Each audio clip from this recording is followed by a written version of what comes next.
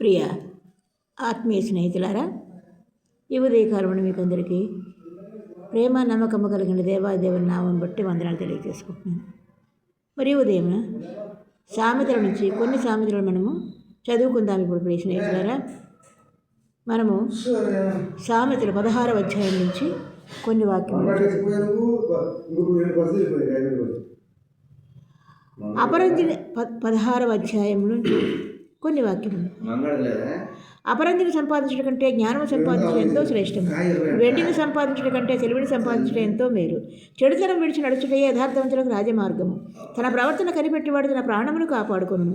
నాశనమునకు ముందు గర్వము నడుచును, పడిపోవుటకు ముందు అహంకారమైన మనస్సు నడుచును. గర్విష్ఠులతో దోపుడు సొమ్ము పంచుకొనుట కంటే దీన మనస్సు కలిగి దీనులతో పొత్తు చేయుట మేలు. ఉపదేశమునకు చెవియెగ్గువాడు మేలునందును, యెహోవాను ఆశ్రయించువాడు ధన్యుడు. జ్ఞానహృదయుడు వివేకి అనబడను. మరి జ్ఞానమునకు మూలము దేవుని ఆశ్రయించుటే అని అనేక మార్లు ప్రభు మనకు చెప్పి ఉన్నారు. ఇది మంచి మాటలు, శ్రేష్టమైన వాక్కులు, ఆశీర్వాదకరమైన మాటలు. దేవునికి స్తుతి కలుగునుగాక. ఆమేన్. Praise the lord.